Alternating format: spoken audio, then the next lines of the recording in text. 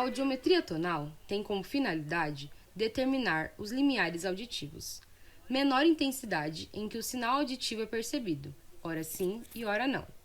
Para realizá-lo, é preciso de um ambiente acusticamente tratado, normalmente uma cabina feita de material absorvente, ou seja, que não deixe sons entrarem.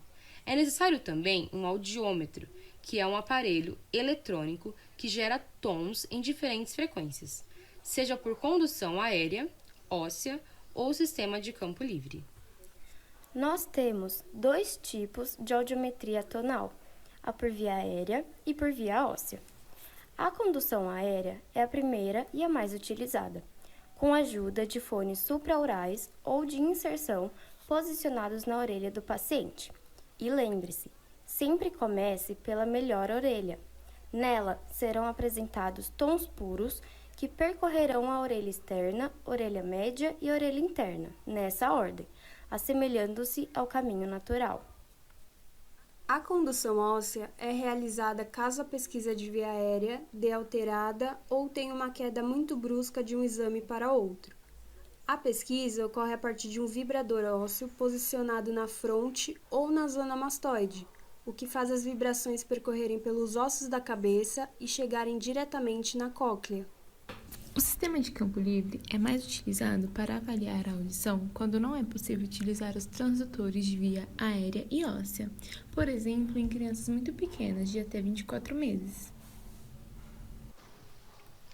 Para a realização dos procedimentos, principalmente de via aérea e via óssea, é importante uma explicação prévia do exame ao paciente, para que não haja dúvidas e muito menos alterações nos resultados. É nesse momento em que o profissional combina com o paciente a sinalização utilizada, toda vez que ouvir o som apresentado, e o instrui para que retire óculos, brincos, chapéu ou qualquer acessório que possa tornar desconfortável ou dificulte a boa adaptação dos fones ou vibrador ósseo. Se tratando especificamente das vias aérea e óssea, deve-se ficar atento à correspondência das cores às orelhas para a realização dos procedimentos, o que implica, por exemplo, ao fone de cor vermelha estar na orelha direita e o azul na orelha esquerda. Essas cores serão utilizadas também no preenchimento do audiograma, acompanhadas de símbolos determinados mundialmente. Assim, na via aérea será utilizado bolinha na orelha direita e X na orelha esquerda. E na via óssea, sinal de menor na orelha direita e de maior na orelha esquerda. A audiometria é iniciada na frequência de 1000 Hz, que é uma intensidade presumivelmente audível. Nesse momento, o profissional deverá escolher um método para a pesquisa do limiar, que é a menor intensidade em que o sinal auditivo é percebido ora sim e ora não. O mais utilizado é o método ascendente-descendente, em que os estímulos são apresentados durante 1 a 2 segundos com pequenos intervalos irregulares de silêncio, reduzindo-se a intensidade de 10 em 10 decibéis, até que o paciente deixe de responder a esses estímulos. E a partir desse momento, então, novos estímulos são apresentados, agora de forma crescente, de 5 em 5 decibéis, até que novamente uma nova resposta seja obtida, formando-se o limiar. O audiômetro possui alguns componentes básicos, entre eles o gerador de frequências, que produz tons puros, com frequências fixas, geralmente de 250, 500, 1000, 2000, 3000, 4000, 6000 e 8.000 Hz. Quanto aos laudos, são compostos da seguinte forma: tipos de perda, grau, configuração audiométrica e lateralidade, nessa ordem. Tipos de perda. Perda auditiva condutiva. Está relacionada à orelha externa ou média e apresenta limiares de via óssea menor ou igual a 15 decibéis. Já os limiares de via aérea alterados possuem resultados maiores que 25 decibéis e possuem gap aéreo ósseo, ou seja, a diferença entre via óssea e via aérea é de 15 decibéis. Perda auditiva sensório-neural. Indica comprometimento da orelha interna ou do nervo auditivo. Possui limiares de via aérea e via óssea alterados, estando acoplados ou com diferença menor ou igual a 10 decibéis. Perda auditiva mista. Envolve orelha externa, orelha média e orelha interna. Possui gap de 15 decibéis ou mais e apresenta limiares de via óssea e via aérea alterados, mesmo que alguns possam estar acoplados. O grau auxilia na identificação do prejuízo causado pela perda auditiva na comunicação. Baseia-se na média aritmética entre os limiares tonais de via aérea nas frequências de 500, 1000, 2000 e 4000 Hz em cada orelha. Para essa média, existe uma classificação que consideram normal, leve, moderada, severo e profundo, sendo anormal de 0 a 25 decibéis.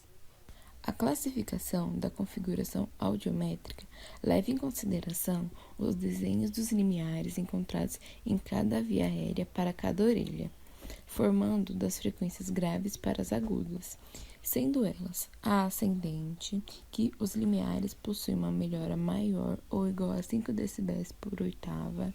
A horizontal são os limiares que vão alternando, ou seja, tendo uma melhora ou uma piora de 5 decibéis por oitava em todas as frequências. Já as descendentes têm 3 classificações. Descendente leve é uma piora entre 5 a 10 decibéis por oitava. Descendente em rampa apresenta uma curva horizontal ou descendência leve com piora maior ou igual a 25 decibéis por oitava. Descendente acentuada, a piora em 15 a 20 decibéis por oitava. Já a configuração U são os limiares de frequências extremas melhores do que em frequências médias, com diferença maior ou igual a 20 decibéis. Configuração de U invertido são os limiares de frequências extremas piores do que em frequências médias, com diferença maior ou igual a 20 decibéis. E por último, a entalhe, que possui uma curva horizontal com descendência acentuada em uma frequência isolada, com recuperação na frequência subsequente imediatamente. A respeito da lateralidade, indica qual das orelhas que apresenta uma perda auditiva. Sendo assim, ela pode ser unilateral, que indica que uma das orelhas apresenta a tal perda auditiva, especificando a direita e a esquerda. E bilateral, que significa que ambas as orelhas apresentam perda auditiva ou normalidade auditiva. Para melhor entendimento, vamos a um exemplo. Aqui temos uma tabela com os limiares adquiridos na orelha direita de uma paciente e o audiograma formado. Podemos observar que há alguns limiares de via óssea e via aérea que estão alterados, além de todos estarem acoplados, ou seja, não possui o gap. Entende-se assim que é uma perda auditiva sensório-neural. Quanto ao grau, fazendo a média aritmética dos limiares das frequências impostas, resulta-se em 28,75 decibéis, que a classifica como uma perda leve. Já a configuração desse audiograma é determinada como descendente em rampa, por apresentar piora de mais de 25 decibéis entre 2000 e 4000 Hz. Portanto, com essas informações, o laudo será perda auditiva sensório-neural, de grau leve, descendente em rampa à direita. Outro exemplo de avaliação é a timpanometria, que pertence à avaliação conhecida como impedanciometria ou imitanciometria. A timpanometria tem como objetivo avaliar a função da orelha média, ou seja, mobilidade da membrana timpânica dos ossículos martelo, bigorna e estribo, criando variações da pressão do ar no meato acústico externo. O exame é realizado por um fonoaudiólogo que em uma das orelhas colocará uma pequena sonda no meato e na outra um fone de ouvido. Por meio dessa sonda, injeta-se pressão. Existem algumas recomendações para a realização, são elas: você não deve se mover, falar ou engolir durante o teste. Tais movimentos podem alterar a pressão na orelha média e dar resultados incorretos. Se uma criança for fazer esse teste, pode ser útil, por exemplo, mostrar como ele é realizado em uma boneca. Quanto mais familiarizada a criança estiver com o que vai acontecer, menos ansiosa ela ficará.